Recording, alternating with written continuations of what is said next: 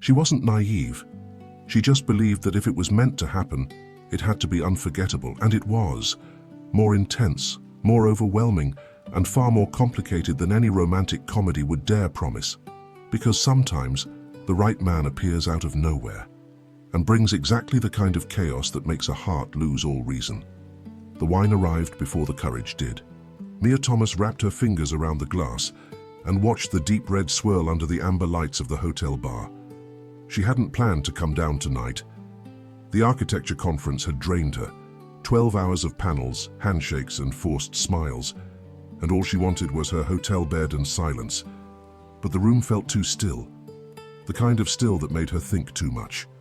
So here she was, alone at the bar of the Langham in Boston, wearing a black silk blouse she'd packed on impulse, her dark hair loose past her shoulders for the first time in days. 29 years old, still waiting. She took a sip and let the bitterness sit on her tongue.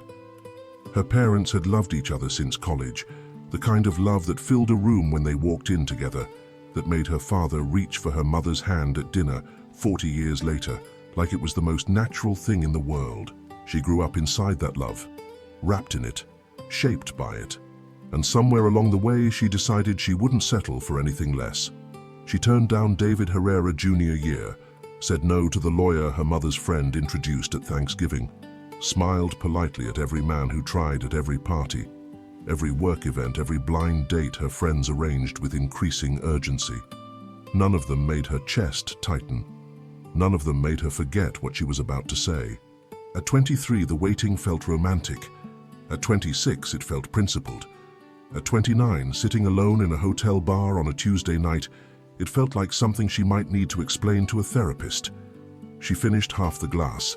The bartender wiped the counter nearby, unhurried. A jazz trio played something soft in the far corner, the bass vibrating faintly through the wooden bar top beneath her forearms. That was when she felt it. Not a sound, not a movement, a weight. The unmistakable sensation of being watched by someone who wasn't trying to hide it. If this story is touching your heart, show your support. Leave a like, subscribe to the channel, and share it with your friends. Every action helps us keep bringing you new stories full of emotion. She looked up. Across the bar, a man held her gaze without apology. Tall, even sitting she could tell. Broad shoulders that filled his dark grey shirt like the fabric had been cut just for him. His jaw was sharp, defined, the kind that caught shadows in low light. He had to be around 40, maybe just past it, and there was nothing boyish left in him. Everything about his face looked deliberate, as if someone had taken their time carving each angle. He didn't smile, didn't look away, just held her eyes with a stillness that made the noise around them go quiet. Mia's pulse did something it had never done. It jumped. She looked down at her wine, suddenly aware of her own breathing. When she glanced back, he was already walking toward her. Not rushing, not hesitating, moving with the kind of ease that said he had never once doubted where he was going. He sat on the stool beside her and signaled the bartender without taking his eyes off her. "You looked like you were about to have a conversation with that glass." His voice was low, unhurried, with a warmth that didn't match the sharpness of his face. "Maybe I was," she said. "It's a better listener than most people." He almost smiled, just the corner of his mouth. "Then I've got tough competition." His name was Caleb. He offered it simply, the way someone offers a hand, without ceremony. She gave hers and watched his fingers wrap around the whiskey the bartender set down. Large hands, the kind that looked like they could steady anything. The conversation didn't stumble, it ran. He asked what brought her to Boston, and when she said architecture, he leaned forward like she'd said something interesting instead of something she'd repeated 100 times at conferences. He asked what kind of buildings she designed. She told him she mostly worked on residential projects, homes, not towers. He said that was harder. She asked why. "Towers just need to stand up," he said. "A home needs to feel like someone belongs in it." She stared at him for a second too long. He was direct without being aggressive, confident without performing it. He made her laugh 3 times in 10 minutes, a dry, unexpected humor that snuck up on her before she could stop it. And underneath every joke, every observation, there was an attention that felt almost physical. like he was memorizing the details of her face while pretending to study his drink. An hour passed like water, then 2. The bar emptied slowly around them. The jazz trio packed up. The bartender started closing tabs, and somewhere between her second glass and his quiet question about what she loved most about designing spaces, Mia realized her hands were shaking. Not from fear, from recognition. This was him. The thought arrived whole, fully formed, like something she had always known but only now remembered. Her entire body confirmed it. The heat in her chest, the ache behind her ribs, the way her skin felt electric every time his arm brushed hers on the bar.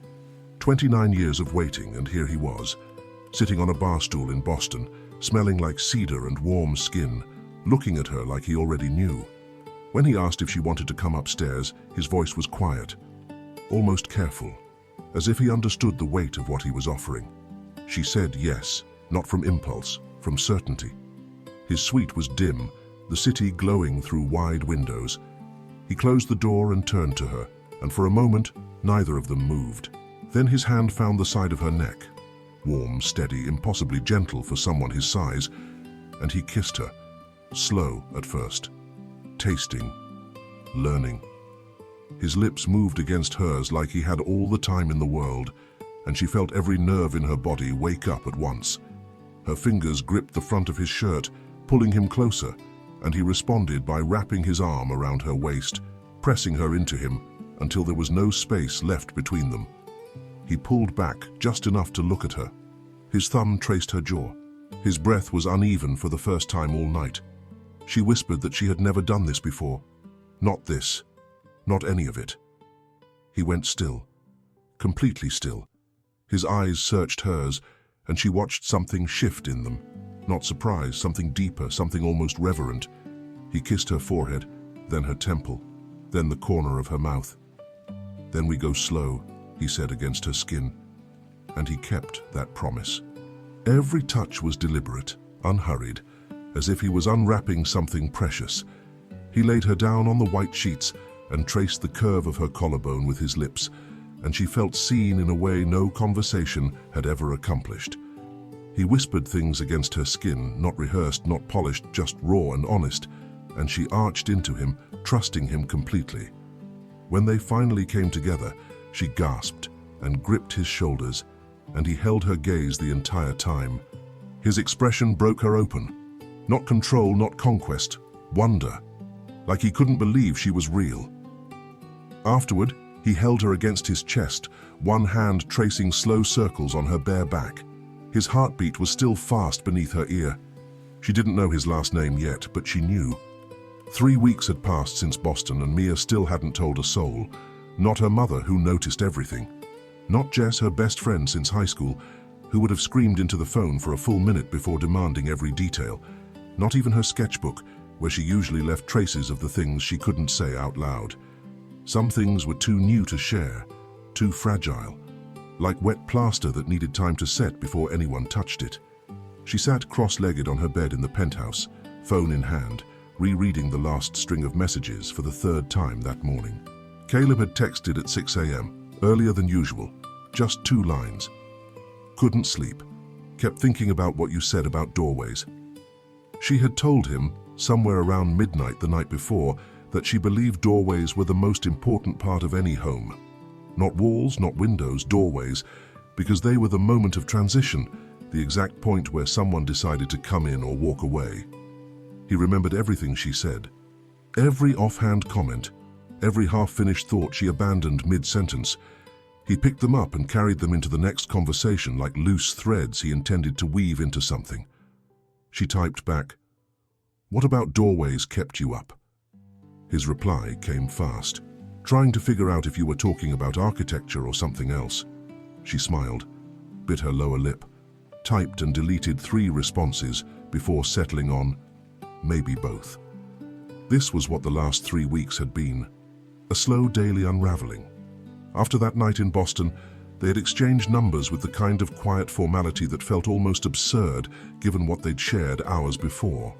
He kissed her at the door of his suite, long and slow, his hand cradling the back of her head. Told her he wanted to see her again. She said she wanted that too, and meant it with a ferocity that startled her. But he lived in Washington. She lived in New York. And for now, the distance filled itself with words. They talked every night, sometimes for 20 minutes, sometimes for 2 hours. His voice through the phone became the last sound of her day, low, steady, occasionally interrupted by a dry comment that made her laugh into her pillow so her parents wouldn't hear. He told her about his work in broad strokes, investments, partnerships, companies he built from the ground up. She told him about her projects, the brownstone renovation in Brooklyn that was eating her alive, the client who wanted floor-to-ceiling windows in a north-facing room and couldn't understand why the light would never work. He listened like her problems mattered. Not politely, not waiting for his turn. Actually listened the way her father listened to her mother, leaning into the words. That comparison unsettled her. She pushed it away every time it surfaced, because thinking about her parents while thinking about Caleb created a strange collision in her chest she wasn't ready to examine. Her parents, Richard and Diane Thomas, married 34 years and still incapable of being in the same room without gravitating toward each other. Her father was a force, tall, commanding, the kind of man who built a real estate empire through handshakes and stubbornness. He loved two things without condition, his wife and his daughter, and he protected both with an intensity that sometimes crossed the line from devotion into control. Mia knew that line well. She'd watched 3 potential boyfriends retreat after a single dinner with her father, not because he threatened them, he didn't need to. He simply sat at the head of the table, asked pointed questions about their ambitions and values, and watched them shrink. The ones who couldn't hold his gaze didn't deserve hers. That was his philosophy. She used to believe it. Now, at 29, she wondered if the test was designed so that no one could pass. Her mother saw it differently. Diane had a way of observing the household like a gardener watching weather. Quiet, patient, intervening only when the storm actually hit. She never contradicted Richard in public, but Mia had heard the firm murmur of her mother's voice behind closed doors more times than she could count, followed by her father's silence. Diane Thomas was the only person alive who could make Richard Thomas stop talking. "You're glowing." Mia looked up. Her mother stood in the doorway of her bedroom, arms crossed, head tilted, wearing that half smile that meant she already had a theory. "I'm reading." "You're smiling at your phone like it just proposed to you." Mia locked the screen. "It's a funny article." Diane raised one eyebrow, held it for 2 full seconds, then walked away without pressing. That was her mother's gift, knowing exactly when to leave a door open instead of walking through it. That evening, Caleb called earlier than usual. His voice had a different edge to it, not tense, anticipatory. "I have something coming up," he said. "Business trip. I'll be in New York for a week staying at a friend's place. Old partner of mine. We're working on launching a new venture together. He offered his penthouse while we hash out the details." Mia's heart kicked. "New York?" "I should have led with that part." She laughed, a real breathless laugh that she felt in her stomach. "When?" "Next week. Monday." She pressed the phone closer to her ear, as if she could shrink the distance through sheer pressure. He was coming. After 3 weeks of screens and voices, he would be in the same city, close enough to touch. "I want to see you," he said, simply. No games. "I want that too." A pause. She heard him exhale slowly, and something about that single breath, controlled, deliberate as if he was steadying himself, told her he was just as undone by this as she was. He just hid it better. They talked for another hour. He described the view from his office in Washington, the way the Potomac looked at sunset, when the light hit the water at a low angle. She told him about the cornice detail she'd finally gotten right on the Brooklyn project after 6 failed attempts. He said he admired people who could fail 6 times and still care about getting the 7th one right. "That's not admirable," she said. "That's just stubbornness." Same thing. She fell asleep that night still holding the phone, his last message glowing on the screen. 6 more days. She counted every one. Monday was coming. And with it, the man who had turned her longest wait into her clearest answer. She didn't know yet that his arrival would bring something far more complicated than a reunion. that the friend whose penthouse he was borrowing had a face she saw every morning across the breakfast table, that the partner he spoke of with such respect was the same man who had spent 29 years making sure no one was good enough for her. She didn't know any of that yet.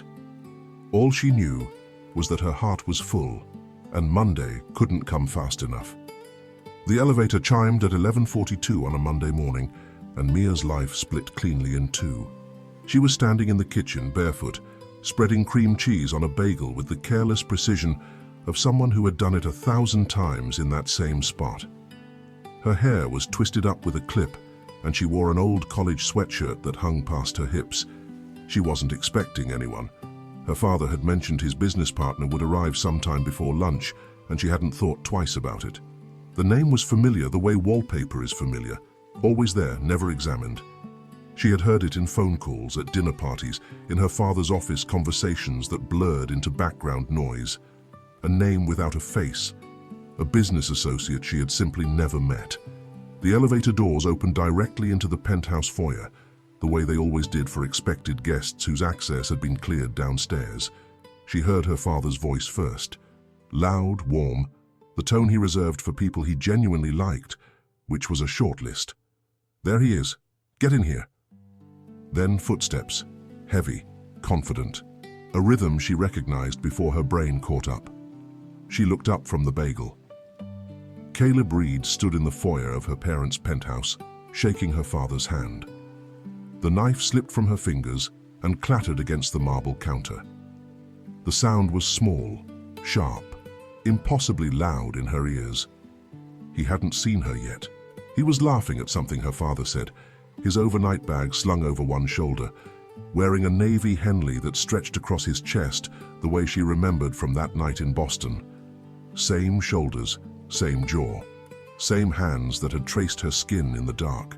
Her father's business partner, the man she'd been texting until 2 in the morning, the man who had been her first. Her stomach dropped so fast, she gripped the counter to stay upright.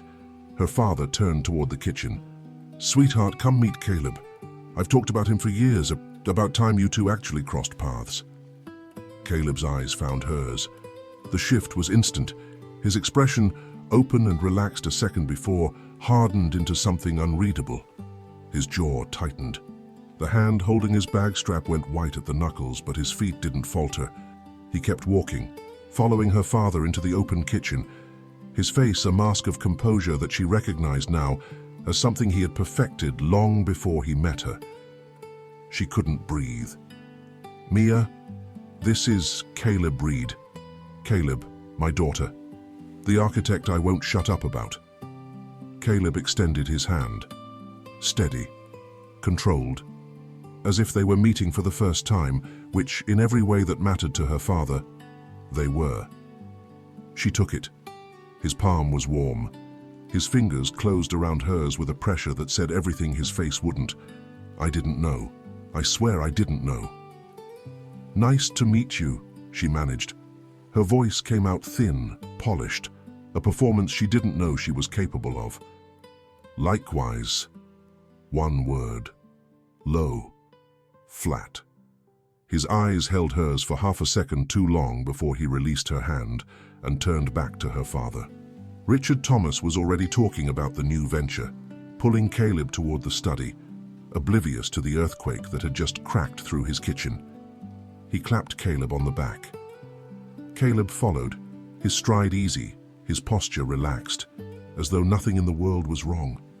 Mia stood in the kitchen alone, holding a bagel she would never finish. Her phone buzzed in her pocket. She pulled it out with trembling hands. A message from Caleb, sent 11 seconds ago. I had no idea. "I swear." She stared at the screen until the words blurred. Then she deleted the message, set the phone on the counter, and pressed both palms flat against the cold marble until her breathing slowed. The rest of the day passed in fragments. Her father and Caleb left for a lunch meeting around noon. She heard them in the foyer, her father's booming laugh echoing off the walls as they waited for the elevator. She stayed in her room, sitting on the floor beside her bed, knees pulled to her chest, trying to organize thoughts that refused to hold still. Caleb Reed. her father's partner of nearly 15 years. The man Richard Thomas trusted with his business, his money, his reputation. The man her father described, in one of the few compliments he gave freely, as the only person he'd ever met who was as stubborn as himself. And the man who 4 weeks ago had held her face in his hands and kissed her like she was the answer to a question he'd been carrying for years. She pressed her forehead against her knees and let out a sound that was half laugh, half sob. Her mother knocked around 3. Mia opened the door, composed, blaming a headache. Diane studied her daughter's face for a long moment, then brought her tea and aspirin without asking further questions. But her eyes lingered at the door before she closed it, and Mia knew that her mother had already filed something away. Dinner was at 7. Her mother had made roasted chicken with thyme, the recipe she used when they had guests she wanted to impress, which meant she considered Caleb worth the effort. The dining table was set for 4, candles lit, the good china. Mia changed twice before coming to the table, settled on a simple black top and jeans, nothing that tried too hard, nothing that revealed the chaos underneath. Caleb was already seated when she walked in. He stood, an automatic old-fashioned gesture, and pulled out the chair across from him before her father could. Richard didn't seem to notice. Diane did. "Such manners," her mother said lightly, sitting down. "His mother raised him right," Richard said, "unlike most people I do business with." Caleb smiled, controlled, practiced. She'd appreciate hearing that. Mia unfolded her napkin and placed it on her lap. Her fingers trembled against the fabric. She reached for her water glass and took a long sip, avoiding his eyes. The conversation moved easily. Her father dominated it, walking through the plans for the new company, the market they were targeting, the timeline. Caleb responded with precision, offering insights in that measured, strategic way of his. He was good at this, frighteningly good. He sat across from the daughter he'd made love to and discussed quarterly projections with her father, like his pulse wasn't elevated at all. But Mia noticed the cracks. The way his thumb pressed hard against the side of his fork. The way he reached for his wine glass more often than usual. The way his gaze drifted toward her and snapped back, again and again, like a compass needle fighting magnetic north. Halfway through dinner, he excused himself to the restroom. Her father continued talking to her mother about the launch timeline. Mia waited, counted to 60, then set her napkin down and said she needed to take a phone call. She found him in the hallway outside the guest bathroom. He had just stepped out, and when he saw her, he went still, completely still. The way he'd gone still that night in Boston when she told him it was her first time. They stood 3 feet apart. The hallway was narrow and dim, lit only by a small wall sconce. She could smell his cologne from where she stood, cedar and something warm that she had buried her face in 2 weeks ago. "I didn't know," he said. His voice was barely a whisper, stripped of the composure he wore at the table. "Mia, I swear, I had no idea who you were." "I know," her voice cracked. "I didn't either." Silence. The sound of her parents' muffled conversation drifted from the dining room, impossibly far away. He looked at her the way he had in that hotel room, open, unguarded, completely hers. But now that look carried weight it hadn't before, longing tangled with something that felt like grief. She wanted to touch him. Her hand actually moved before she stopped it. "We should go back," she whispered.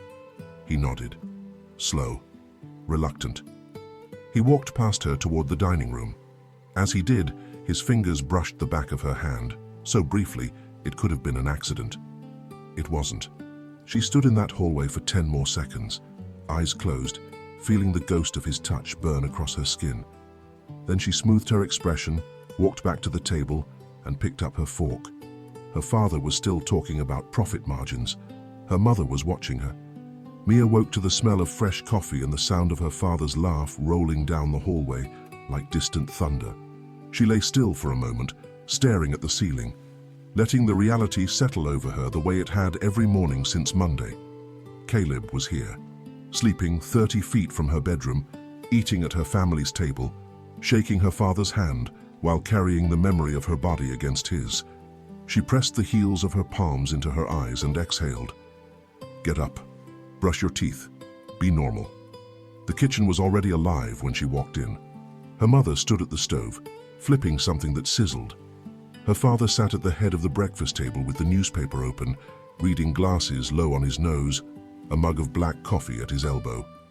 And Caleb sat in the chair directly beside the empty one where Mia always sat. He looked up when she entered. Just a glance. Quick, controlled, almost professional. But she caught the way his eyes moved down her face and stopped at her mouth before snapping back to his plate. "Morning, sweetheart," her father said without looking up. "Caleb and I are heading out after breakfast, meeting with the lawyers about the partnership structure." "Morning." She crossed to the counter, poured herself coffee, and added too much cream because her hands weren't cooperating. Her mother set a plate of eggs and toast in front of the empty chair. "Sit. You skipped dinner last night." "I didn't skip. I ate." "You moved food around your plate. That's not eating." Mia sat down. The chair was close to Caleb's, closer than she'd expected. Their arms were separated by inches. She could feel the warmth coming off his body, steady and constant, like a wall that had been baking in the sun all day. She picked up her fork, took a bite, chewed without tasting. Caleb was talking to her father about a property they were considering for the new office space. His voice was calm, measured, the voice of a man who had built a career on sounding certain. He gestured with his left hand as he described the building's location, and his right hand rested on his thigh beneath the table, inches from hers. She didn't plan what happened next. Her knee shifted and brushed against his leg. The contact was light, barely there, the kind of touch that could be dismissed as accidental, but she didn't move away, and neither did he. The conversation continued above the table. Below it, a different one had started. She took another bite of toast, swallowed. Then, with a steadiness she didn't feel, she moved her hand under the table and placed her fingertips on his knee. Caleb choked on his coffee. The cough was sudden, sharp. He grabbed a napkin and pressed it to his mouth, turning his head to the side. Her father looked up from the newspaper. "You all right?" "Wrong pipe," Caleb said, his voice strained. He cleared his throat. "I'm fine." Mia stared at her plate. Her lips were pressed together so hard they hurt. The laughter was right there, sitting in her chest like a held breath, threatening to ruin everything. Her mother glanced between them, said nothing, poured more orange juice. Under the table, Caleb's hand found hers. He didn't push it away.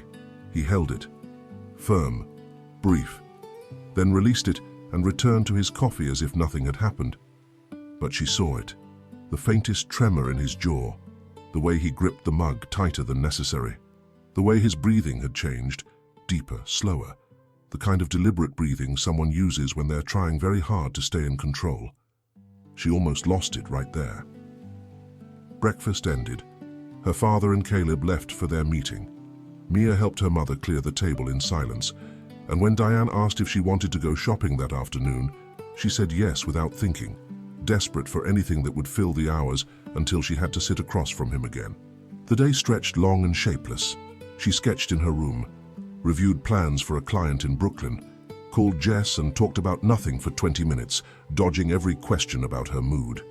She took a shower at 5 and stood under the water until it ran cold, trying to wash the tension out of her muscles. It didn't work. Dinner was easier than the night before. Her father was in a good mood. The legal meeting had gone well, and he carried the conversation with an energy that gave Mia room to stay quiet. Caleb sat across from her again, and this time she let herself look at him. Really look. The way the overhead light caught the grey at his temples, the line of his forearms where he'd rolled his sleeves, the slight crease between his brows when he listened to something carefully.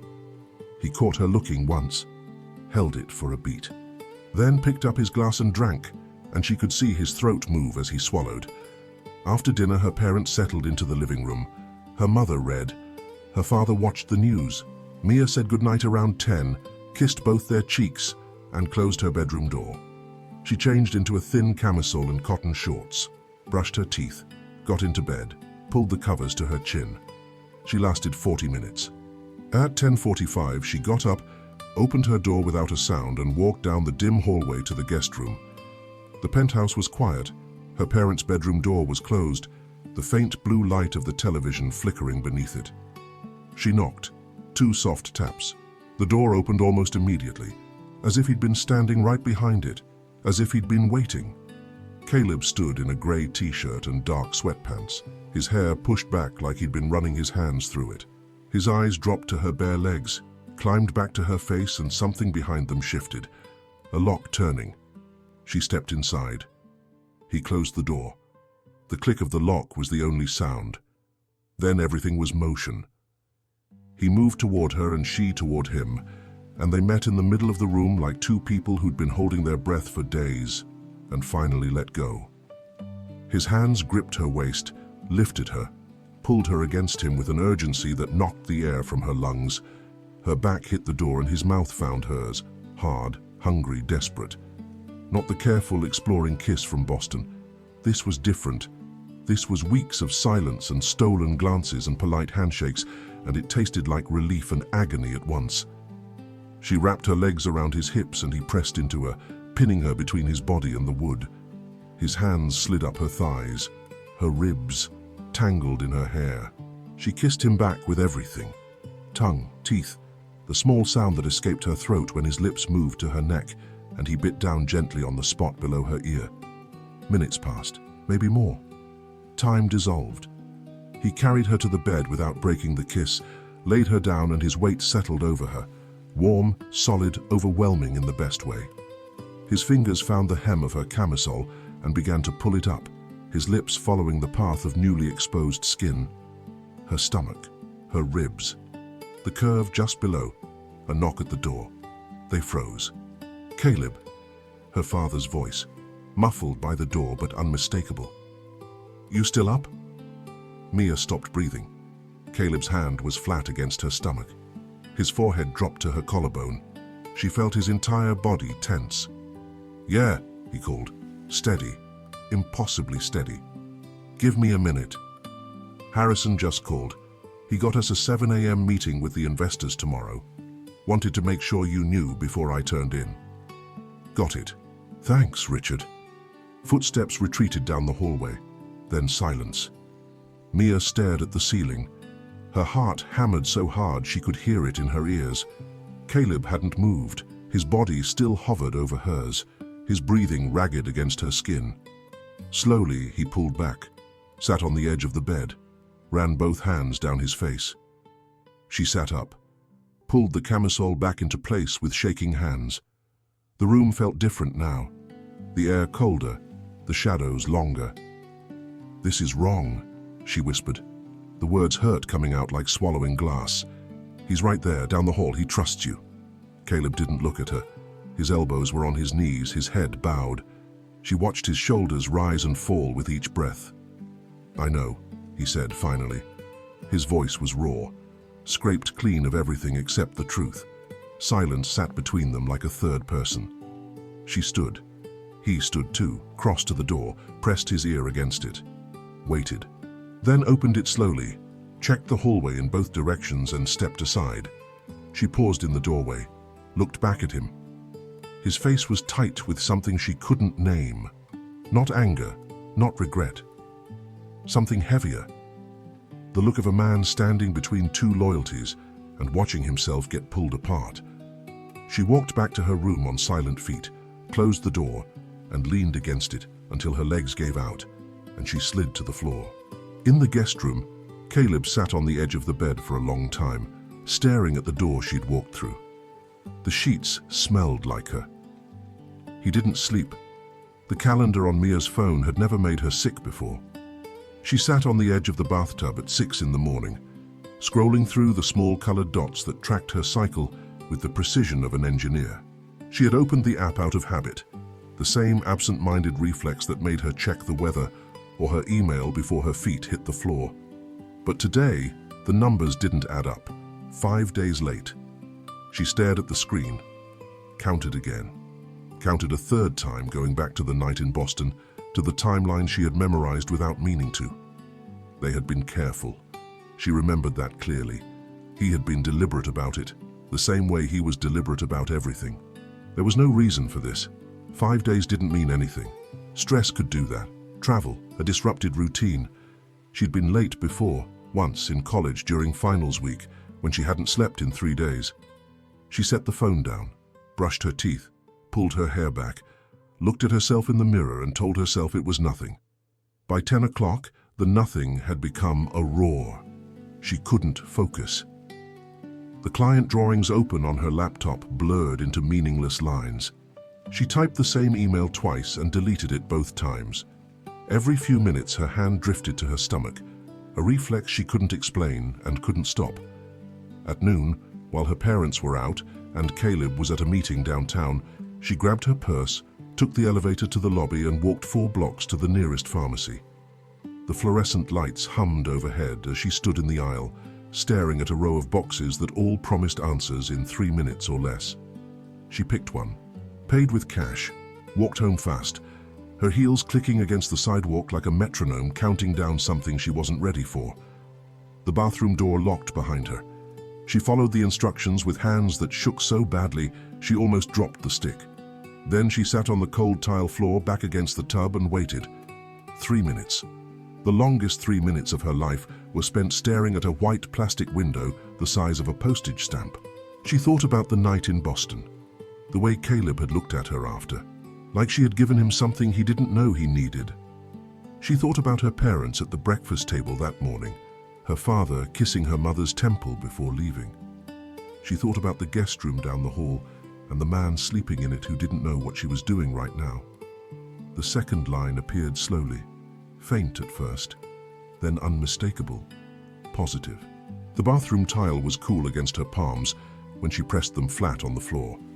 She heard herself breathing, short, shallow gasps that echoed off the marble walls.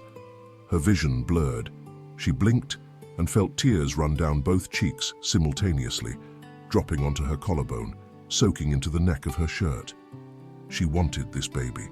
The thought arrived before the panic, before the logic, before the 1,000 reasons it was impossible. Deep in the center of her chest, beneath the fear and the shock and the nausea that was now partly morning sickness and partly terror, there was a warmth she couldn't deny. She wanted this baby. And the father was the most forbidden man in her world. She sat on that floor for 20 minutes. Then she washed her face, wrapped the test in tissue, buried it at the bottom of the bathroom trash, and called the nearest lab. The appointment was at 4:30. A blood draw. Results available the next morning. She drove herself, parked 2 blocks away in case anyone she knew was nearby, and sat in a waiting room full of strangers while a woman in scrubs tied a rubber band around her arm and inserted a needle she barely felt. "We'll call when it's ready," the technician said, "usually by 9 a.m. Mia nodded, drove home, parked in the building garage, sat in the car for 5 minutes with the engine off, gripping the steering wheel. Then she went upstairs and pretended to be fine. Dinner that night was a performance she barely survived. Her mother had ordered Italian from the restaurant downstairs, pasta, bread, a salad that Mia pushed from one side of the plate to the other without lifting the fork. Her father talked about the investor meeting. Caleb offered analysis with his usual precision. Her mother asked about the Brooklyn project. Mia answered in monosyllables. "You're quiet tonight," her father said, not unkindly. "Just tired." She forced a half smile. "Long day at the drafting table." As she said it, her eyes betrayed her. They moved to Caleb, fast, involuntary, like a hand reaching for a railing mid-fall, and then away. The glance lasted less than a second, but it carried everything she couldn't say. Caleb saw it. His fork paused midway to his mouth. He set it down slowly, his expression unchanged, but something behind his eyes shifted. She recognized the look. He was reading her the way he read contracts, looking for the clause that changed everything. She excused herself before dessert, kissed her mother's cheek, told her father good night, didn't look at Caleb. In her room, she changed into pajamas and got into bed with the lights off, though sleep was the last thing her body was willing to give her. She lay on her back, one hand resting on her stomach, feeling nothing yet but imagining everything. A baby. His baby. A child conceived in a hotel suite in Boston, between 2 people who didn't know they were entangled in each other's families, who didn't know that the stranger across the bar was the one person in the world who could turn everything upside down. At 11:15, a knock came at her door. Soft, careful. The knock of someone who didn't want to be heard by anyone else. She knew who it was without asking. Mia. His voice, barely above a whisper, slipped through the gap beneath the door. "I know something's wrong, please." She closed her eyes. Her hand tightened on the sheet. "Please open the door." She didn't move, didn't speak, lay perfectly still, her breathing shallow and controlled, the way she used to do as a child when she wanted her parents to believe she was asleep. Silence on the other side, then a sound that almost broke her, the faint thud of his forehead resting against the wood, followed by a long exhale. She could picture him perfectly. One hand flat on the door, eyes closed, jaw tight. The composure he wore like armor cracking in the dark hallway where no one could see. He stayed there for what felt like minutes. Then his footsteps retreated, slow, heavy. The guest room door opened and closed. Mia rolled onto her side, pulled a pillow against her chest and cried without making a sound. 30 feet away, in the guest room, Caleb sat on the bed with his elbows on his knees and stared at the wall. Something was wrong. The look she'd given him at dinner wasn't tension. It wasn't guilt, it was fear. The kind of fear that comes when the stakes change overnight and you're the only one who knows. He picked up his phone, typed a message, deleted it, set the phone on the nightstand. Whatever she was carrying, she wasn't ready to share it. And the hardest thing he'd ever done, harder than any negotiation, any deal, any boardroom confrontation, was sitting in that room and letting her carry it alone. Breakfast started like every other morning that week. Coffee, eggs, her father's newspaper, her mother's quiet efficiency at the stove. The kitchen smelled like butter and fresh bread, and sunlight poured through the floor-to-ceiling windows, warming the marble countertops until they glowed. Mia sat in her usual chair, a mug of tea between her hands, because the thought of coffee turned her stomach. Caleb was beside her, close enough that she could feel his presence like a low-frequency hum. He hadn't mentioned the door, hadn't texted, had simply appeared at breakfast with the same controlled expression he always wore, though the shadows under his eyes told her he hadn't slept either. Her father buttered his toast and talked about the weather. Her mother refilled the orange juice, and for a few fragile minutes the morning felt almost normal. Then Rosa walked in. Rosa had worked for the Thomas family for 12 years, a quiet, efficient woman who managed the household with the precision of an air traffic controller.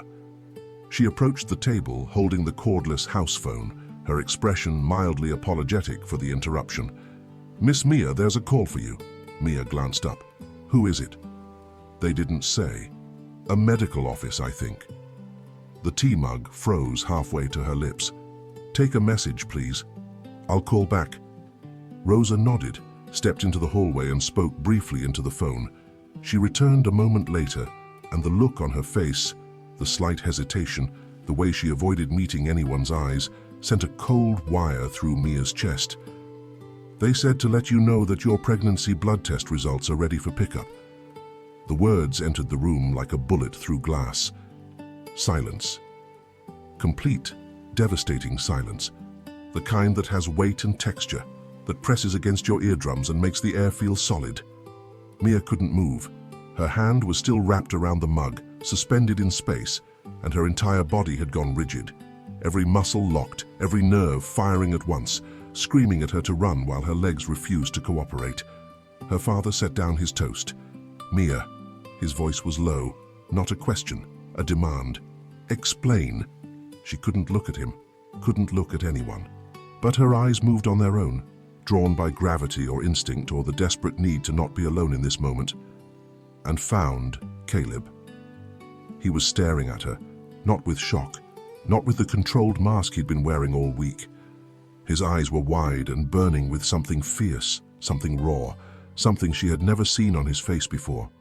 His jaw was clenched so tight she could see the muscle jumping beneath his skin.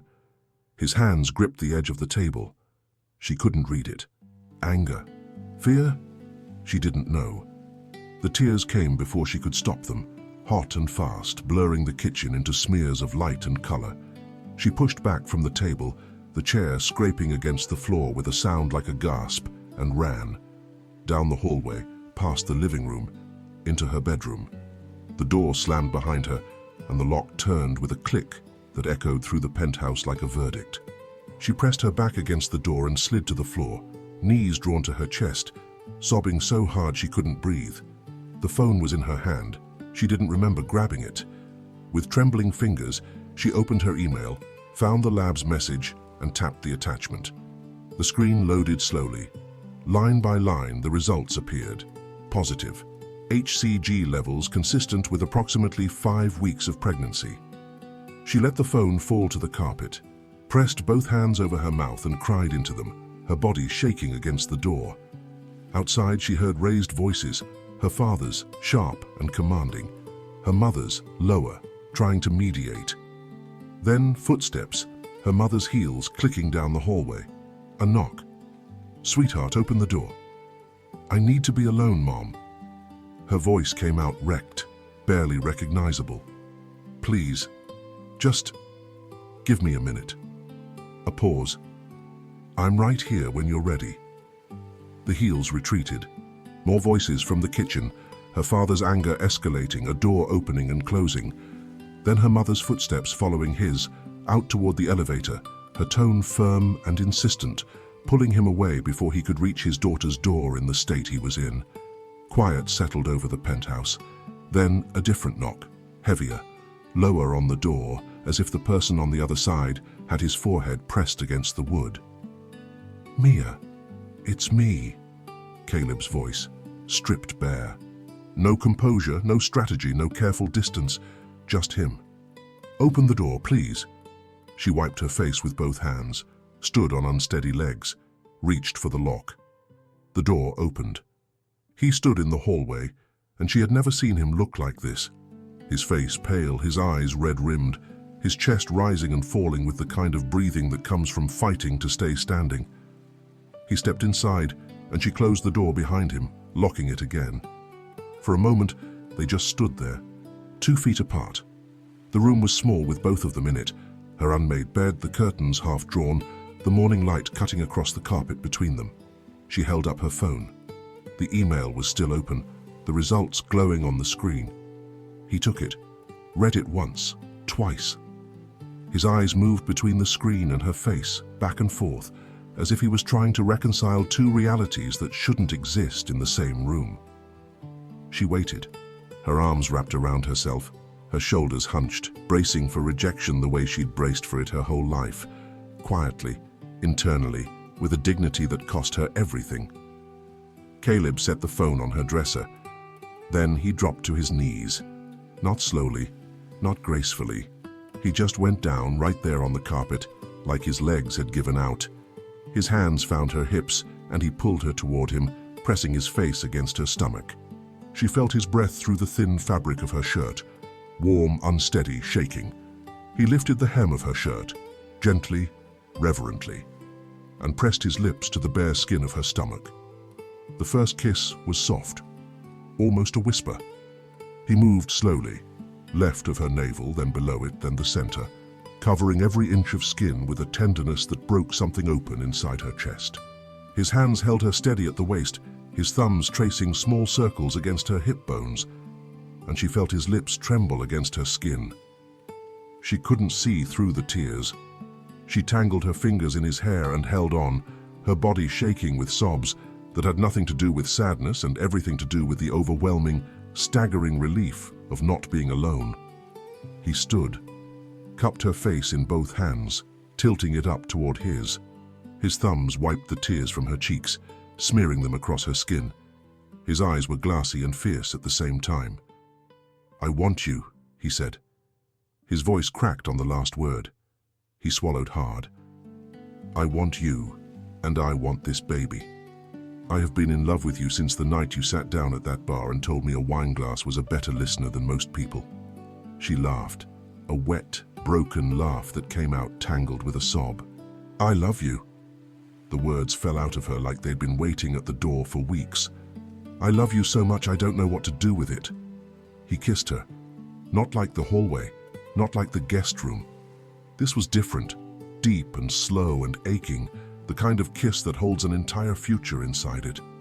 His hands moved from her face to her waist, pulling her against him until there was no space left.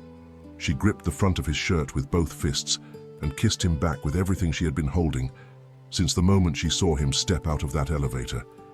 He locked the door behind them. She heard the click and felt no guilt this time, no fear. He laid her on the bed and took his time. Every gesture was a declaration. The way he traced the line of her jaw with his thumb, the way he kissed the hollow of her throat and whispered her name against her pulse point. He undressed her slowly, his lips following every new inch of skin, and she arched into him, pulling him closer, needing him closer. When they came together, she gasped, and he caught the sound with his mouth, kissing her through it. He moved slowly, watching her face with an intensity that made her feel like the only person who had ever existed. His hand found hers and pinned it gently above her head, their fingers intertwined against the pillow. Afterward, they lay tangled together, her head on his chest, his arm wrapped around her. His free hand rested on her stomach, flat, warm, protective. "I'm going to talk to your father," he said. Not a question, a decision already made. She pressed closer to him. "He'll be furious. I know. He might never forgive you. I know that too." She lifted her head and looked at him. His jaw was set, his eyes clear. The man who thought 3 steps ahead had already calculated the cost and decided to pay it. "Are you sure?" she whispered. He tucked a strand of hair behind her ear. His fingers lingered on her cheek.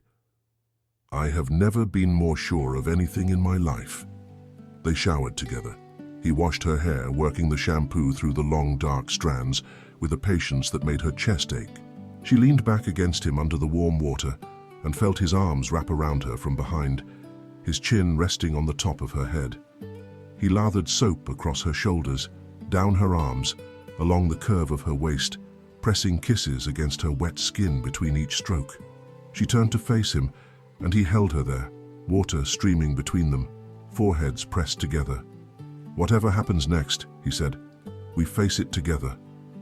She nodded against his skin. They dried off, dressed, and opened the bedroom door.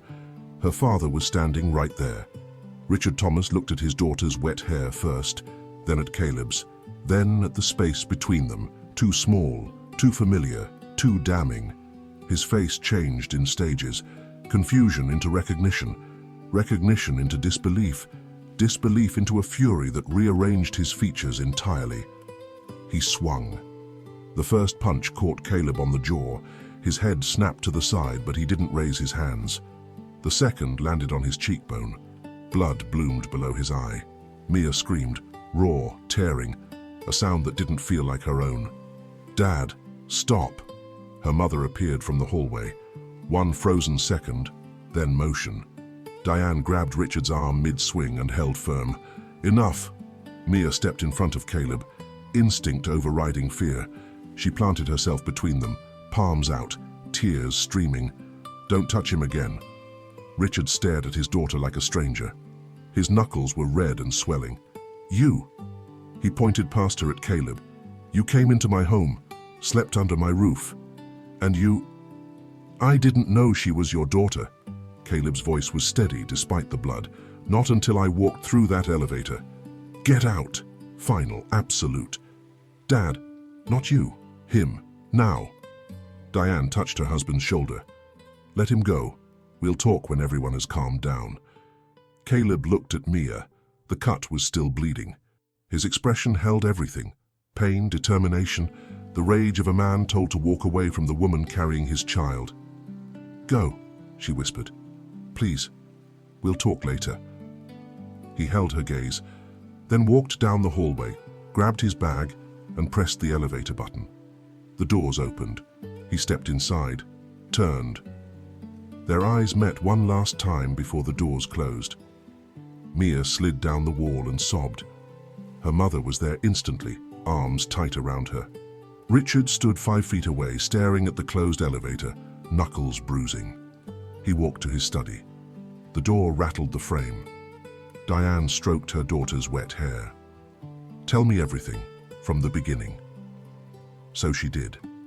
The bar, the wine, the man who sat beside her like he already knew where he belonged. 29 years of waiting, and her heart confirming what her mind couldn't explain. The weeks of messages, The calls past midnight, then the elevator, his face in the foyer. Diane listened without interrupting, her hand on Mia's knee, her eyes never moving from her daughter's face. When Mia finished, the afternoon light had shifted across the floor. "You love him," Diane said. Mia nodded. "And the baby?" "I want it. Your father will come around. He needs to stop seeing betrayal and start seeing truth. Those are different things. He's better at the second, he just takes longer." "What truth?" "That his daughter chose someone strong enough to take a punch without swinging back." She paused. "That tells me more about Caleb than 15 years of business." Mia's phone rang 40 minutes later. "Are you okay?" His voice was tight. Traffic hummed behind him. "Mom knows everything. She's on our side. But Dad needs time. I don't care about time. I care about you being there while He won't hurt me, he's my father. He hurt me just fine." She almost smiled. "Give it a few days. Let Mom work on him." Silence. The frustration of a man who solved problems by moving toward them, not away. "A few days," he repeated. The words sounded like they burned. 2 days passed like stones through deep water. Mia stayed in her room. Her father moved through the apartment like a shadow, present but unreachable. When they crossed paths, he looked through her, not with cruelty, with the hollow stare of a man processing a wound he couldn't name. Her mother worked behind closed doors. Mia heard fragments, Diane's firm tone, Richard's heavy sighs. Diane didn't push, she guided. Caleb called at 10 each night. He told her he'd found a hotel near the park, that he'd read the baby was the size of a sesame seed. "A sesame seed," she whispered, hand on her stomach. "Our sesame seed." She laughed. Small, fragile. He went quiet on the other end, memorizing the sound. On the third evening, her mother appeared in her doorway. "Your father will sit down tonight, all 4 of us." He agreed. Diane nodded. "He's not happy, but he's willing to listen." Mia called Caleb. He answered before the first ring finished. "Come to the apartment, 8 o'clock." She heard him exhale, long, slow, shaking. "I'll be there." Caleb arrived at 7:55. When the elevator opened, Mia saw the fading bruise on his cheekbone first, yellow-green at the edges, a reminder of what this reunion had already cost. He wore a dark shirt, no tie, and his jaw carried the resolve she recognized from the night they met. The look of a man who had decided what he was willing to lose. Her father sat in the living room armchair. Diane was on the couch. Mia stood by the window, arms crossed, heart hammering in her fingertips. Caleb walked in and sat across from Richard without waiting to be invited. No pleasantries. He met Richard's eyes directly, the way you face something you've been preparing for. "Tell me," Richard said. 2 words, flat as a closed door. Mia spoke first. The bar, the connection, the weeks of calls. She kept her voice steady, though her hands trembled. Then Caleb filled in his side, arriving at the penthouse, the shock, the impossible collision of the woman he was falling for with the daughter of his oldest partner. Richard listened in silence. His jaw worked slowly, grinding something invisible. His eyes moved between them, sharp, assessing, cataloging every detail the way he cataloged business proposals, looking for the flaw. When they finished, the room held its breath. Richard leaned forward, elbows on knees. He looked only at Caleb. "If you insist on this, I will dissolve every piece of business between us. Every company, every share, every dollar. 15 years. Gone." The silence was enormous. Mia felt her stomach drop. She knew the numbers. The shared ventures were worth tens of millions. Walking away would be devastating, especially for Caleb, who had built half his career on this partnership. She looked at him. He hadn't moved, hadn't blinked. Then, dissolve it. No hesitation, no calculation behind his eyes. He said it the way he said everything that mattered, simply as if the answer had been obvious long before the question. "Your daughter and our child are the priority of my life. Take every share." Mia pressed her hand over her mouth. The tears came fast. Richard stared at him. Something shifted, the hard edge of suspicion cracking against the weight of sincerity. He had designed this test to measure the man in front of him, and the man had passed without flinching. "Do you love her?" "With everything I have." Richard turned to his daughter, his voice softened for the first time in 3 days. "And you?" "With everything I am." Richard looked at his wife. Diane held his gaze with quiet certainty, 34 years of trust behind her eyes. She didn't nod, just looked at him the way only she could. He exhaled, a breath that carried every fear he'd held since the day his daughter was born. "Then we figure this out. Together." Mia crossed the room and wrapped her arms around her father's neck. He held her, tight, fierce, the embrace of a man learning to let go. Over her shoulder, he extended his hand to Caleb. Caleb took it. The handshake lasted longer than any deal they'd closed. When it ended, Richard walked to the window and stayed there with his back to the room. Nobody interrupted. Some things need to be swallowed in private, even when the room is full. Diane made tea. The simple act of boiling water brought the apartment back to something resembling normal. They sat together, and the conversation that followed was quieter, slower. Richard asked questions he wanted answers to, not weapons. When was the due date? Where they would live? What the plan was? Caleb answered with the precision Richard recognized from years of boardrooms. But underneath, Mia could see the tension leaving his shoulders, the controlled relief of a man who'd walked in prepared to lose everything and walked out with what mattered most. At the door, Richard stopped him. "The partnership stays." His voice was gruff. "I said what I said to see what you'd do." Caleb looked at him. "I know. I meant what I said too." Richard almost smiled. Almost. In the elevator going down, Caleb leaned against the wall and pressed both hands over his face. His shoulders shook once, then went still. His phone buzzed, a message from Mia. 4 words. "You passed his test."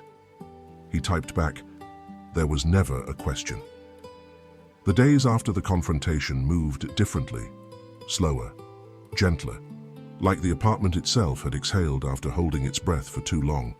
Richard didn't transform overnight. He wasn't that kind of man. But something had loosened behind his ribs, visible in small gestures. He poured a 4th cup of coffee in the morning without being asked, leaving it at Caleb's usual spot, even though Caleb wasn't there yet. He stopped leaving the room when Mia mentioned the pregnancy, and one evening, while Diane set the table, he looked at his daughter and said, "You look like your mother when she was carrying you." It wasn't an apology. It was something better. An opening. Mia took it. She sat next to him that night and told him about the brownstone project in Brooklyn. He listened, really listened. And when she described the staircase design she'd fought the client over, he said she was right to fight, that the good ones always do. She leaned her head on his shoulder. He put his arm around her. Neither mentioned Caleb, but the silence between them no longer had teeth. Meanwhile, Caleb was dismantling his life in Washington with the efficiency of a man who saw no reason to waste time. He called Mia every morning and every night. But the calls had changed.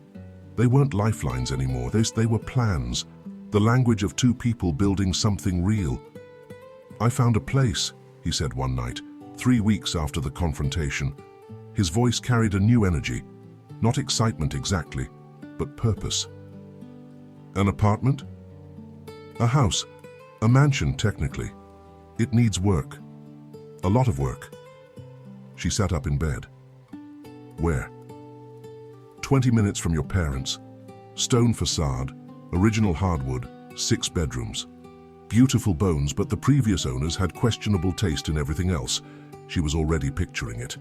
Her architect brain processing layouts, imagining light patterns, calculating ceiling heights from the era he described. How much work? Full renovation, roof to foundation. A pause. "That's actually why I'm calling. You need a contractor." "I need an architect." She went quiet. "I want you to design it," he said.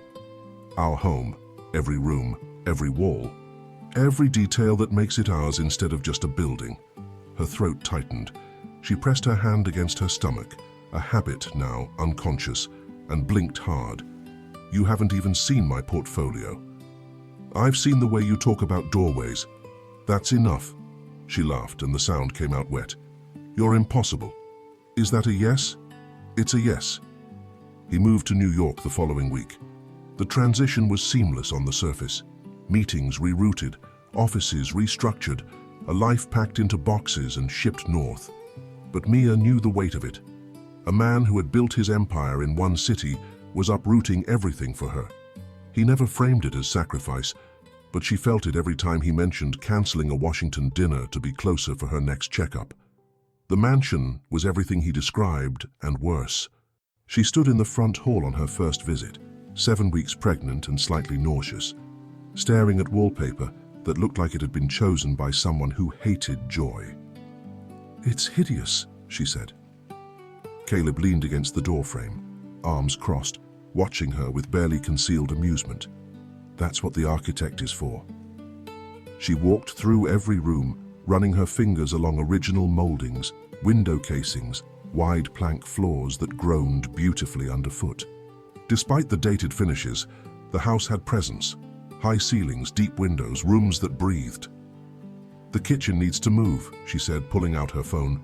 "This wall comes down, but the staircase stays. Whatever you want." She turned to face him. He was still in the doorframe, watching her the way he had at the bar in Boston, that focused attention that made her feel like the only moving thing in a still world. "Stop looking at me like that. I'm trying to work. I'm looking at the architect. You're looking at my legs." The corner of his mouth twitched. "Multitasking." She threw a paint chip at him. He caught it without breaking eye contact, and she felt her cheeks flush the way they had that first night. Sudden, complete, impossible to hide. This house would become theirs, and building it together would teach them things about each other that no conversation ever could. The renovation became their private language. Every decision was a conversation disguised as something practical. The warm oak floors she chose, because they reminded her of the Langham Bar. The deep windowsills he insisted on, wide enough to sit on, because she once told him she did her best thinking perched on ledges. The kitchen island angled to face the garden, so she could watch the trees while cooking, though they both knew she couldn't cook beyond pasta and optimism. They argued about tile patterns with the intensity of peace negotiations. She wanted herringbone in the entryway. He wanted straight lay. They stood in the half-demolished foyer, dust in their hair, both refusing to yield, until the contractor excused himself to take a very long lunch. "Herringbone is classic," she said, arms crossed. "Herringbone is fussy." "You're fussy." He looked at her, cement dust on her cheek, hair escaping its clip, her belly just starting to curve beneath her sweater at 14 weeks, and his expression softened into something that made the contractor's absence irrelevant. "Fine, herringbone. Really? I'll survive." She grinned, stood on her toes, and kissed him quickly. His hand found her waist and held her there a second longer than necessary, his thumb pressing gently against the small swell she was only beginning to show. These were the weeks that stitched them together. Not the dramatic moments, the quiet ones. Caleb bringing her decaf at the job site because she kept forgetting she couldn't have regular coffee. Mia leaving sticky notes on his laptop with tiny sketches of rooms, each one more elaborate than the last. The evening she fell asleep on the couch with blueprints across her lap, and he carried her to bed without waking her. Then came the morning that broke the rhythm. She was 16 weeks along, standing in what would become the nursery, measuring the wall for built-in shelving, when a sharp cramp folded her in half. She gripped the edge of the sawhorses and gasped. The second cramp came fast, harder, and a wave of dizziness sent the room tilting sideways. The contractor found her sitting on the floor, pale, both hands pressed to her stomach. He called Caleb, who was across town in a meeting. The call lasted 4 seconds. Caleb arrived at the hospital before the doctor did. He found her in a gown on a narrow bed, an IV in her arm, her face tight with the kind of fear she couldn't hide. He took her hand, sat beside her, and didn't let go.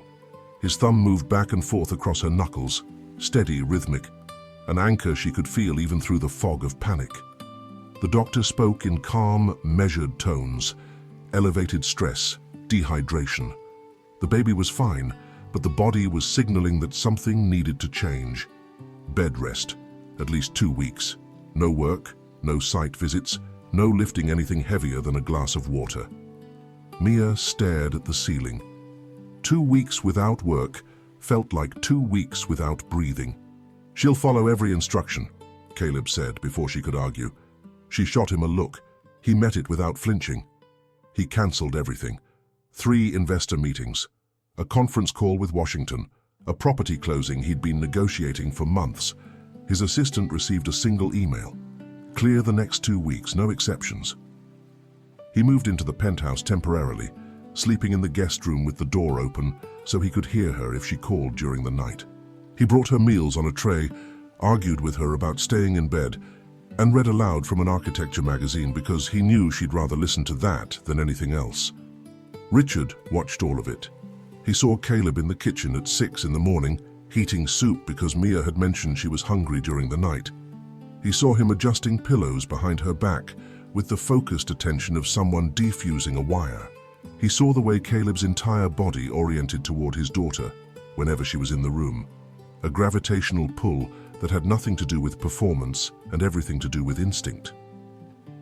One evening, Richard found Caleb in the hallway outside Mia's room. She had finally fallen asleep, and he was sitting on the floor back against the wall, eyes closed. Richard sat down beside him. Neither spoke for a long time. "She's stubborn," Richard said finally. "I noticed. Gets it from her mother." Caleb almost smiled. "Sure." Another silence. Then Richard reached over and squeezed Caleb's shoulder. One firm grip. Brief. The kind of gesture that between men of their generation carried the weight of 1,000 words left unsaid. When he let go, Caleb exhaled like he'd been holding that breath for months. Mia's mother had a theory about marriages. She never said it out loud, but Mia had pieced it together over 30 years of watching. A man doesn't change because you ask him to. He changes because something inside him shifts, and you have to be patient enough to wait and wise enough to notice when it happens. The shift in Richard Thomas came on a Tuesday afternoon, 3 weeks into Mia's bed rest. During a conversation he didn't know anyone overheard. Mia was supposed to be sleeping. The doctor had cleared her for light activity, walks around the apartment, short sessions reviewing renovation plans from the couch. But Caleb enforced the rest schedule with the same relentless precision he applied to business deals. She'd fallen asleep on the couch after lunch, a blanket tucked around her, the television murmuring at low volume. She woke to voices from the kitchen, her parents, low enough to be private, loud enough to reach her. "You're being stubborn," her mother said. Matter of fact, the way she delivered truths that didn't require volume. "I accepted him. What more do you want?" Acceptance isn't the same as welcome. You tolerate him at the table, you shake his hand, but you haven't once looked at him like someone you trust with your daughter. Silence, coffee being poured. He gave up Washington for her. He sat on that hospital floor all night. He reorganized his entire life around her health and comfort. And you still treat him like a partner who overstepped. He is a partner who overstepped. He's the father of your grandchild. The silence this time was different, heavier, the kind that holds something breaking open.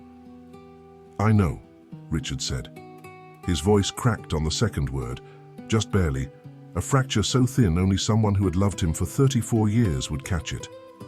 Mia pressed her face into the couch cushion and felt tears slide sideways into the fabric. "I don't know how to do this, Diane. I spent her entire life making sure no one got close enough to hurt her. And now someone got close enough to love her. Those are the same door, Richard. You can't block one without blocking the other." More silence. Then the sound of a chair being pushed back, footsteps crossing the kitchen, and the faint rustle of her mother pulling her father into an embrace he probably didn't ask for but desperately needed. Mia lay on the couch for a long time after the kitchen went quiet. The renovation plans sat unopened on the coffee table. Outside, the late autumn light turned the windows gold. That evening, something small happened, so small it could have been missed entirely. Caleb arrived at the penthouse around 6, carrying takeout bags and a sample of the pendant light Mia had chosen for the foyer. Richard was in the living room, reading. When Caleb set the bags on the counter, Richard stood, walked to the kitchen, and took 2 plates from the cabinet. Not 4. 2.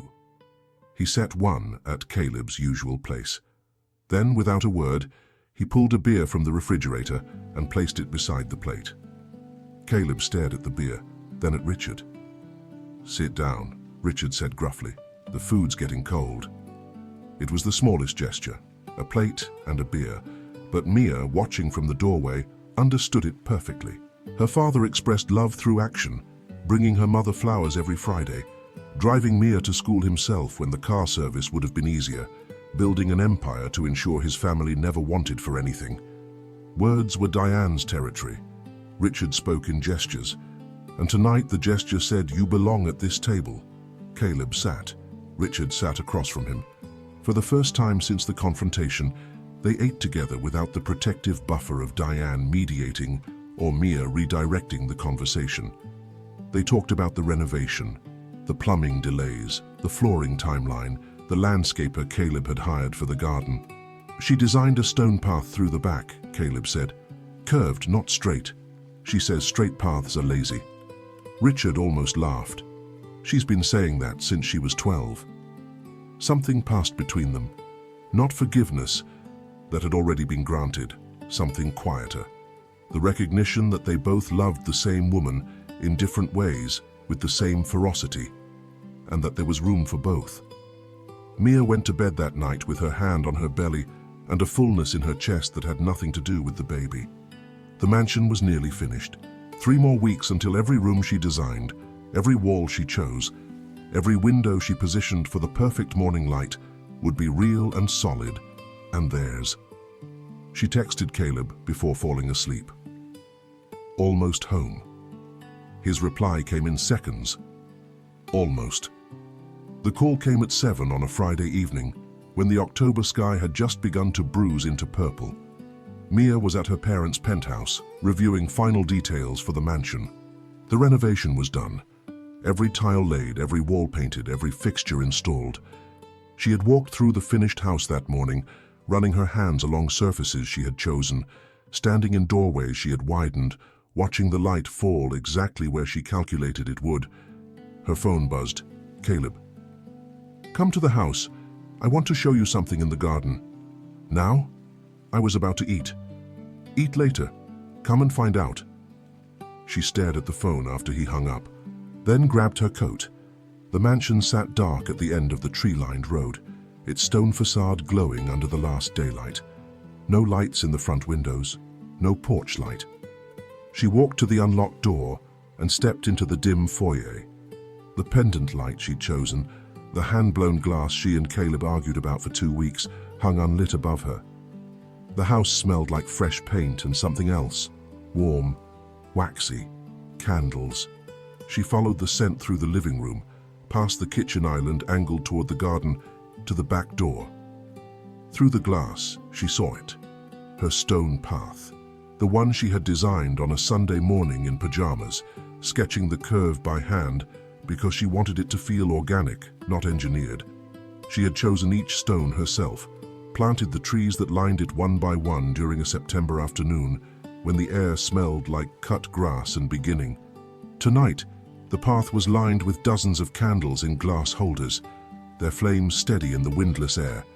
A corridor of warm light that curved through the garden exactly as she had drawn it, following the slope, weaving between the young maples, disappearing around a bend before emerging into the clearing at the far end. She pressed her hand over her mouth, pushed open the door, cool air on her face, the smell of wax and damp earth. She stepped onto the first stone and felt it solid beneath her, real, permanent, ground she had shaped with her own vision. She walked slowly, each step past another pair of candles, their light warm against her ankles.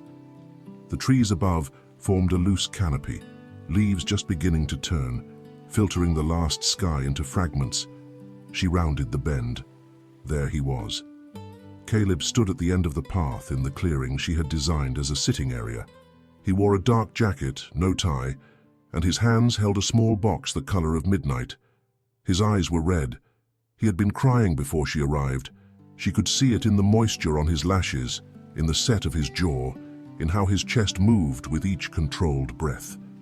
This man, who negotiated deals without blinking, who took her father's fists without flinching, was standing in a garden, undone. She stopped. Her hands were shaking. Her vision blurred, tears falling warm down both cheeks. He didn't make a speech. That wasn't him. He opened his mouth, closed it, shook his head, as if the words he'd prepared dissolved the moment he saw her. Then he knelt. On the grass she'd chosen, beside the stones she'd laid. In the garden she'd drawn on a quiet Sunday morning. The small box opened, and inside was a ring that caught every flame around them and scattered light across the dark. "I want to wake up in this house every morning," he said. His voice was rough, barely held together. "In the rooms you built, beside the windows you chose. I want our son to take his first steps on the floors you picked." He paused. His free hand reached out and pressed flat against her belly. "You turned walls into a life before I even understood what that meant." She couldn't speak. Both hands over her mouth, she nodded, quick, desperate, holding every yes she had ever wanted to say. He slid the ring onto her finger. His hands trembled. The metal was warm from being held too long in a nervous grip. She pulled him up by the collar and kissed him. Hard, messy, tasting of salt and relief and the future. His arms wrapped around her, careful of the belly between them, and held her so tightly she felt his heartbeat against her own. They stayed like that. Two people in a garden of candles, surrounded by the house she built and the life they'd chosen. His chin on the top of her head, her fingers gripping the back of his jacket like he might disappear. He didn't.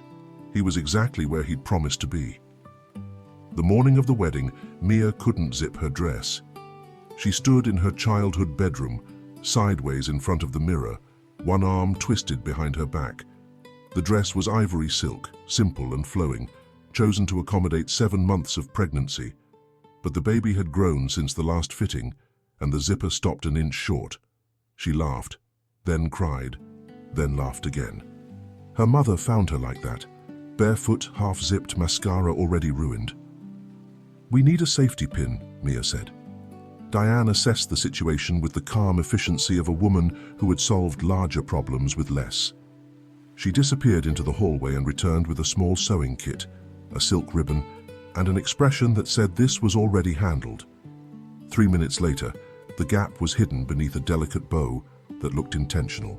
Diane smoothed the fabric over her daughter's shoulders and stepped back. There. Mia turned to the mirror. The dress fell in clean lines, skimming her belly without hiding it. Her hair was down, loose waves past her shoulders, the way Caleb liked it, though she'd never admitted she knew that. Small pearl earrings.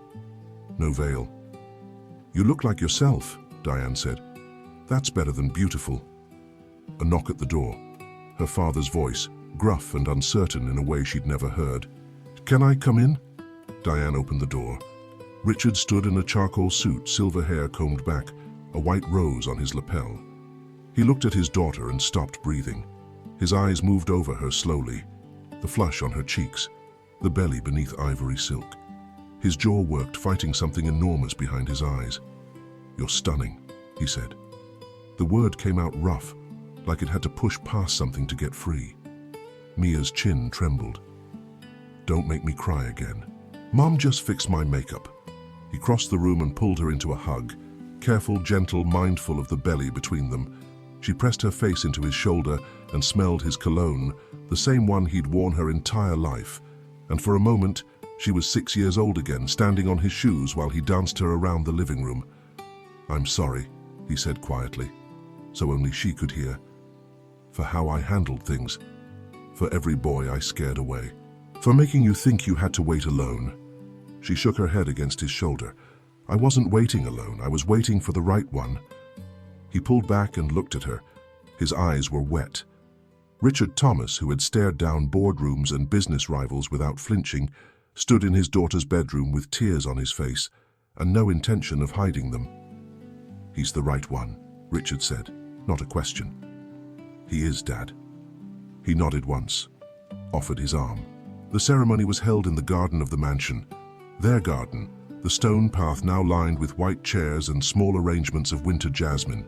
60 guests, family, close friends, the contractor and his wife. The December air was cold, and someone had draped wool blankets over the chairs. Caleb stood at the end of the path in a dark suit, hands clasped in front of him, watching her approach. His jaw was tight. His eyes didn't leave her face. When she got close enough to see him clearly, she noticed his hands were shaking. She smiled. He exhaled. Richard walked his daughter down the stone path she had designed, his arms steady beneath hers, his steps measured and deliberate. When they reached Caleb, Richard stopped, looked at the man who had taken his punches without swinging back, the man who had chosen his daughter over millions, the man who had slept on hallway floors and cancelled empires and knelt in gardens. He extended his hand. Caleb took it. The grip lasted 5 seconds. In it was everything Richard would never say: the apology, the respect, the grudging admission that his daughter had chosen well. He kissed Mia's forehead, placed her fingers in Caleb's palm, and sat beside Diane. His wife took his hand. He held it tight.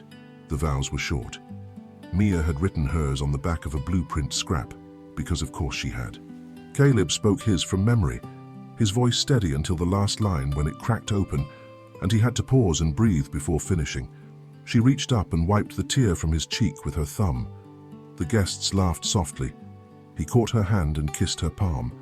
They were married in the garden of the house she built, on the stones she laid, under trees she planted, with their son growing between them. The contractions started at 3 in the morning on a Tuesday in February, 2 weeks early. Mia woke to a tightening across her lower back that spread forward like a wave. She lay still, counting seconds. When the second one came 8 minutes later, she reached across the bed. Caleb was already awake. How far apart? 8 minutes. He was dressed in 90 seconds, bag by the door, packed since week 34, because of course it was. He helped her into her coat, his hands steady while his jaw clenched tight enough to crack a walnut. "Breathe," she said. "I'm breathing." "You're not," he exhaled. She almost laughed. He drove 10 under the speed limit, endearing and maddening. His right hand never left her knee. Every contraction she gripped his fingers and he counted with her under his breath. At the hospital, things moved fast. The room hummed with machines. Caleb stood beside the bed, radiating a controlled intensity the nurses clearly recognized. The look of a man accustomed to commanding rooms who was now at the mercy of something he couldn't negotiate with. "You're doing great," the nurse said. "That's what people say when it's about to get worse," Mia muttered. Caleb's mouth twitched. Her mother arrived at 6, her father at 6:15, carrying coffee he forgot to drink. They waited in the hallway, Diane calm, Richard pacing a groove into the linoleum. At 9:47, their son was born. The cry filled the room, sharp, insistent, unmistakably alive. The doctor placed the baby on Mia's chest, and the weight of him, warm and impossibly small, landed like an answer to a question she had been asking for 30 years. Tiny fists, dark hair, still damp, a scrunched face already, unmistakably, his father's. Caleb leaned over them. His hand trembled as he touched the baby's head, just fingertips, barely grazing the dark hair, as if afraid of breaking something. No composure, no armor, just raw, staggering wonder. "He looks like you," she whispered. He tried to speak, couldn't. Pressed his forehead against hers, one hand cupping the baby's head, and she felt his tears fall warm on her cheek. They named him Thomas Reed. Richard met his grandson through the nursery window first. He pressed his palm flat against the glass like he could reach through it. When the nurse brought the baby out, Richard held him with the careful awkwardness of a man who hadn't touched an infant in 29 years. "He's got your chin," Diane told Caleb. "Poor kid," Caleb said. Richard almost laughed. Almost. 6 months later, late afternoon light filled the living room of the mansion, the kind that comes through west-facing windows at the exact angle Mia had calculated when she positioned them. Golden, warm, spilling across the oak floors she'd chosen, because they reminded her of the bar where everything began. Thomas sat on a blanket in the center of the room, surrounded by more toys than any 6-month-old could comprehend. He had his father's dark hair, his mother's brown eyes, and a laugh that came easily and often. Caleb lay on the floor beside him, propped on one elbow, making faces that would have destroyed his reputation in any boardroom. Thomas grabbed his nose with both hands, and Caleb made a sound of exaggerated shock that sent the baby into a fit of giggles so complete his entire body shook. Mia watched from the couch, legs tucked beneath her, tea cooling in her hands, sketchbook open beside her. She had been drawing a garden expansion for spring, but the pencil had gone still 10 minutes ago. She couldn't stop watching them, her husband on the floor, her son laughing. The room she designed holding them both in light she had planned for, but never imagined would feel like this. She thought about the bar in Boston, the wine she ordered without expectation, the man who sat beside her and changed everything with nothing more than his presence and a comment about wine glasses. She thought about the wait, 29 years of saying no, of wondering if something was wrong with her, of watching her parents love and fearing she'd never find her own. And then the certainty, sudden, whole, undeniable. Not arriving with fanfare, but with quiet recognition, like turning a corner and finding the door you forgot you were looking for. Thomas shrieked with laughter. Caleb looked up from the floor, the baby's fist wrapped around his nose, and grinned. That rare, unguarded grin she first saw in a hotel room in Boston and had been collecting ever since. She smiled back. The wait had been worth every second. Leave your comment and share this story with someone special. It truly helps us keep bringing new stories to you. And if you want to follow every chapter of this emotional journey, subscribe to the channel and turn on the notification bell. Your support makes all the difference.